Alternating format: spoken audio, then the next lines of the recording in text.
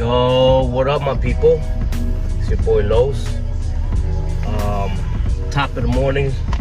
For me, it's 8:13 to be exact. Sunday morning. Woke up feeling great early. I didn't have beers yesterday, so I didn't feel like having them. So I was just pretty much relaxing, chilling. Unfortunately, I had to update my laptop, man. I did something that triggered it for it to it's called brick. If you ever see it's like a circle on the screen and then it's slashed, it's a bricked Mac, and it's like you can't access it at all. So I end up having to just do a whole complete cleanup on my laptop and update it. And luckily I didn't lose a lot of stuff because I've had them on drives and stuff. But anyways, that's what's going on. So this morning I actually decided to take you guys to see what is the biggest lake in Georgia, called Lake Lanier. It's infamous lake, has its story. It's a man-built lake. It's not, you know what I'm saying, it's not like Mother Nature, whatever you call it, but it's history behind it. It's pretty dark, man. A lot of cities, houses, and structures, towns were flooded, and some of those structures, houses, and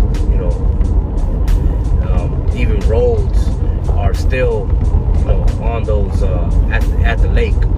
Ever heard of Lake Lanier, America's creepiest haunted lake? This Georgia reservoir, named after the Confederate poet Sidney Lanier, has a history of bizarre paranormal activity. Many believe this is because the lake was created over a graveyard, causing restless spirits to haunt the location. It's also been a deadly place since then, with around 200 people dying while swimming and boating at the lake since only 1994. Some have reported a ghostly woman in a long, flowing blue dress walking around the lake. Others claim to have heard the angry whispers of vengeful ghosts. And creepiest of all, some claim to have seen hands underneath the water, reaching out to grab unsuspecting victims and pull them down to the depths. Divers have encountered a lot of stuff down there, but it's also known for it to be somewhat haunted. I don't know how you feel about that.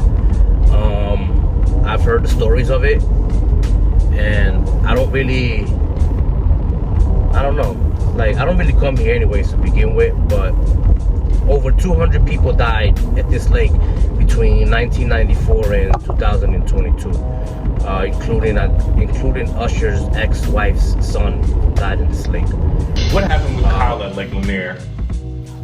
My son was at the lake. Unfortunate accident happened. There are so many deaths at Lake Lanier. Constantly, every year, it just doesn't stop. My sons are so supportive of all the things I do in honor of Kyle. Kyle's World Foundation was something I started in 2013. I've been spearheading campaigns of all sorts for that. I was given a law, the Kyle Glover Voter Education Act, and they never enforced it. And we still have all these deaths. So we're trying to get some changes made at the lake. Some of these stories are crazy because they'll disappear and then they'll find them at the bottom of the lake. But at the end of the day, I'm not here to scare you. I'm here to show you where I like to come.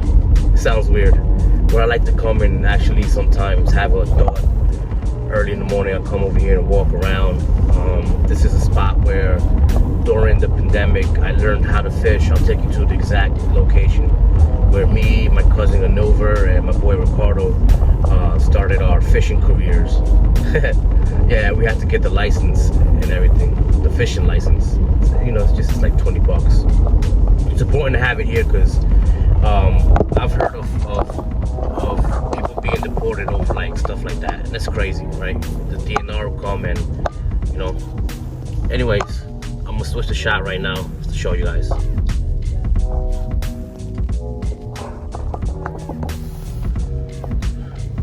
Excuse me. So this is actually backwards.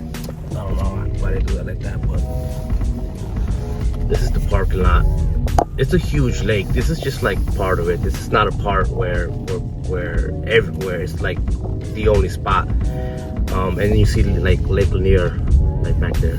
You know, it is a beautiful lake. I am not gonna lie. You know. I got summer on my mind. Nowhere else, no Lord, take me downtown to you. People show me love, but I can't take it. What I said was true, real pain can't fake it. Still they wanna be with me, still they wanna leave with me, still they wanna feel like Not gonna lie, you know. I know people like my manager who comes here and all the time rides his jet skis, and there's like little islands where you could kick it at and you could chill.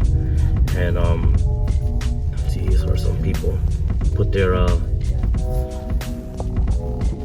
boats. We'll find a parking real quick. See, everybody comes here, put their boats here, and they go fishing. Fishing, partying, maybe drinking, maybe chilling in there. Let's go ahead and park, and I'll see you guys in a minute. Here it is, guys. We're actually walking down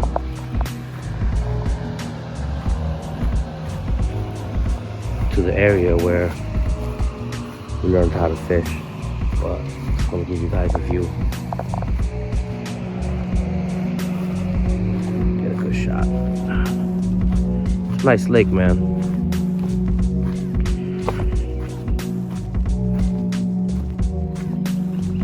Beautiful lake.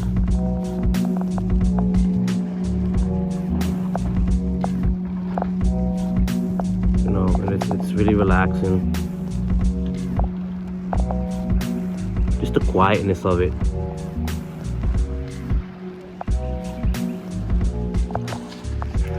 Ooh, did you see that? That was a fish right there. Right over there. I don't know if I caught it when it jumped up. We'll check in the footage. Yeah, so this is a place I like to come and chill. Like I said, it has its story, man, but shit, when you come from where I come from, I don't know if the stories will scare you. Over here, you gotta be careful, man, because I used to come here in sandals, and my boy told me, yo, don't be going in sandals, man. They be like snakes and shit.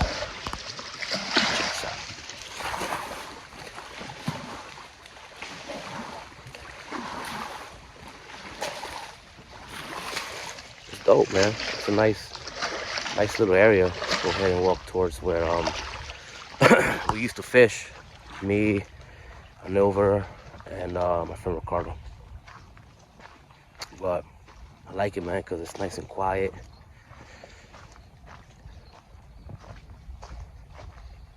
You gotta always watch your back. I'd be paranoid, man, but look at that, it's nice. It has a story, man. Lake Lanier is known for, like I was saying in the car, you know, responsible for over 200 deaths. Look, people come kayaking here too. It's pretty nice. Let's see if I can get that shot.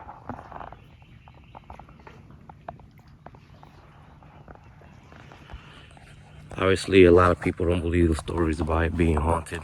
I don't. I just feel like it's a place where people party and they get drunk and then they end up not putting on a life jacket or something. And that's important over here. But that's what I was telling you. See, over here, you never want to come in sandals. Well, it's gotta be safe, man. I learned that about Georgia. Look out for snakes. It's a valuable lesson of life too. Let's see if we can go over there to the dock. It's pretty dope here. We're fishing.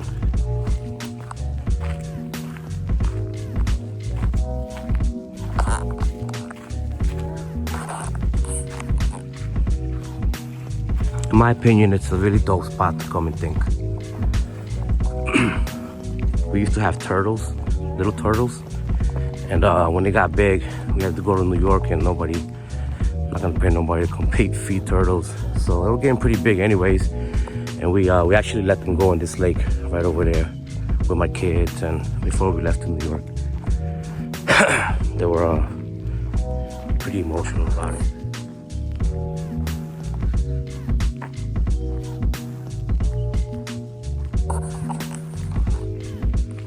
This is in case you need one. So it's good they do this, man, because a lot of people drown because of not using life jackets, man.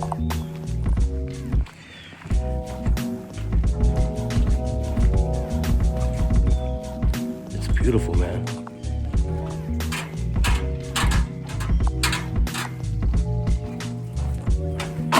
Here it is. The infamous Lake Lanier. Not the whole thing. This is just part of it. But this was the lake that was built. 692, I think it is, of shoreline. It's a beautiful place to come and think.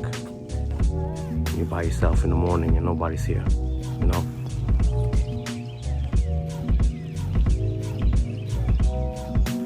And to fish. If you like fishing. It's nice, man.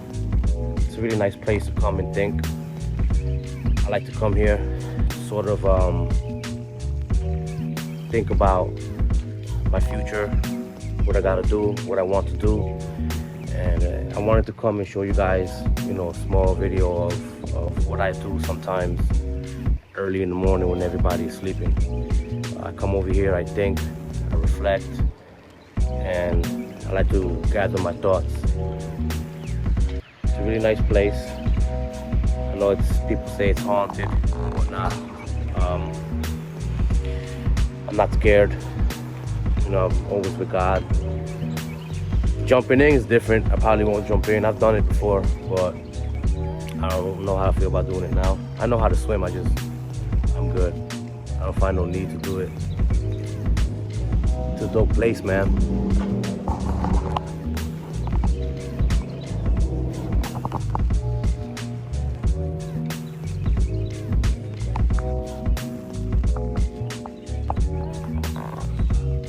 It's really relaxing.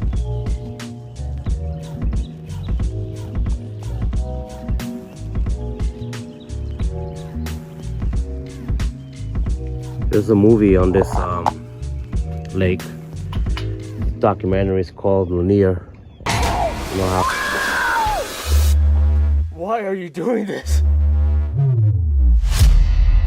1912, Oscarville, Georgia.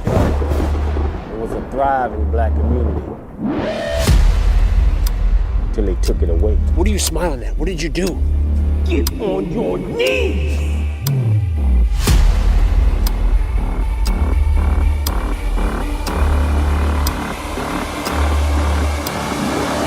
We are what lies underneath. That lake is not haunted.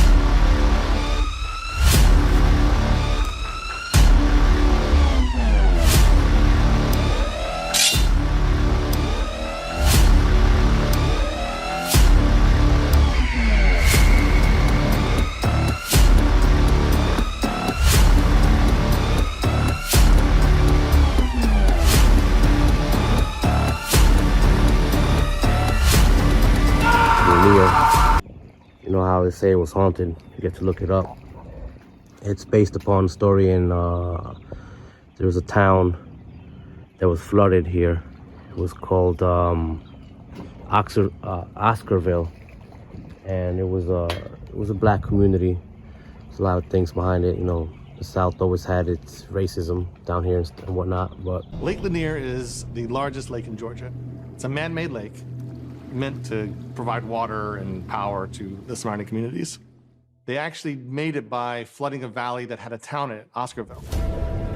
So they had to relocate the people that lived there, and then they just drowned the entire town under water. Oscarville wasn't the only town that was affected by the building of Lake Lanier.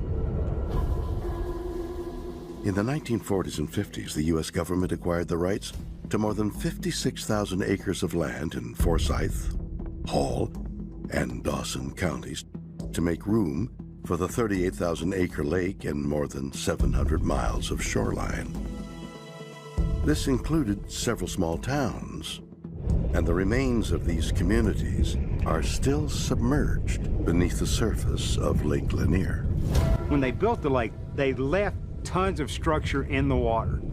We've got concrete, roads, bridges. We've got a racetrack under there. We've got standing timber that stands as high as 40, 60, 70 feet from the bottom. There seems to be a great deal of debris in the water, so it's not an ideal place for people to be swimming or boating or jet skiing or partying. The fact is, it's a dangerous place. Authorities claim that many people drown in Lake Lanier because they get caught in the debris lurking beneath its surface. But researchers studying the lake believe this is only part of the story, and that the source of the dark force drawing people down into its murky depths is a Native American burial ground that was submerged by the lake's construction. Back in 2007, there was a drought, and the water went way low. And because of that, they found an area called the Samore Mountains, Indian Mountains. It's considered a sacred area that belonged to the Native Americans, the Creeks and the Cherokees. Lake Lanier was built by the Army Corps of Engineers. And according to the Army Corps of Engineers, they removed all the bodies while they were creating Lake Lanier. But back when they were building these lakes, they didn't have ground-penetrating equipment. So there's a great likelihood that there are bodies of the Native Americans under the waters of Lake Lanier. Could the presence of Native American remains beneath Lake Lanier have a connection to the unusual number of accidental deaths there? Has the Native American belief in the power of ancestral spirits cursed Lake Lanier? Certainly among Native American traditions, we have a widespread belief in curses, particularly land-based curses. And this connects to an overall sort of belief in animism, that the material world is infused with spiritual aspects. Now, many Native American traditions had long-standing, very deep beliefs about how to treat dead bodies and how not to disturb them, and how not to disturb burial sites. The desecration of those is held in Native communities to bring on a lot of bad spiritual energy. Is it possible that Lake Lanier is home to dark spiritual energy? Perhaps. But what's most surprising is that even though this lake may be cursed, people continue to enter its waters every day. There's world-class divers that will not dive Lake Lanier.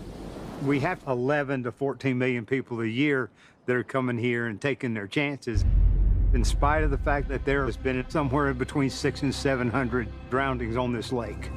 I'm not saying that there's a curse, but I'm saying there's definitely some bad energy.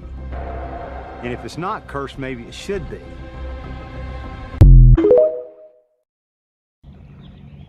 A lot of people died there. A lot of people flooded. Some people didn't make it out. There's currently unmarked graves, and it's as I said, it has its story. But you know, yeah, it's a beautiful lake, man. People come here, people enjoy. There's parts here where you could, like, it looks like little like swimming area. They have it marked off on where you could swim and where you can't. During the summer though, man, it gets really nice because there's like in other parts there's bars and stuff, so people get together, have drinks, and stuff like that. But it's pretty fire, man. It's a nice place. Don't let I just saw a fish jump over there. Don't let people's horrible stories prevent me from wanting to get to know the place, wanting to come in and experiment what it's really like, the vibes like. If you come here by yourself and disconnect yourself from the world, don't put music on, just grab a little chair and sit there and just think. It's really relaxing, man. It's very therapeutic. And to be honest, I haven't been here in a while. You know, it's been cold. I don't really come out in the cold. Yes, I'm New Yorker, and yes, I hate the cold. I've always have and always will. But I wanted to check in with you guys. I wanted to bring you to a place of where I used to think, to reflect, to strategize, and to try to, you know, be better, man. And that's what this whole podcast is about. It's about wanting to be better and wanting to definitely learn.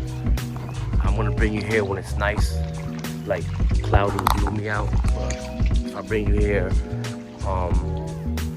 maybe one day where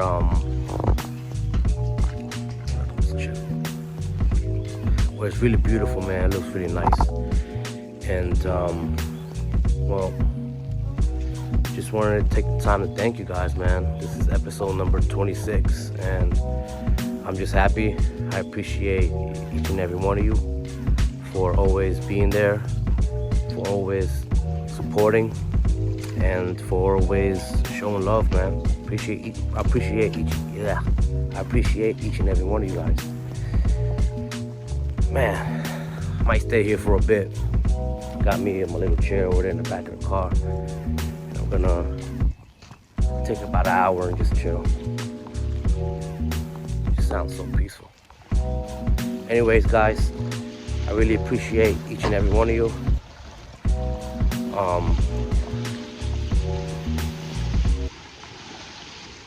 My bad. It sounds so peaceful.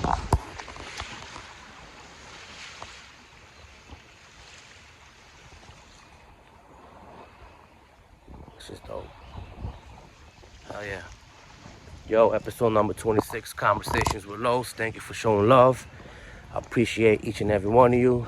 God bless you. Be safe. And I'll see you on the next episode with Los. You heard?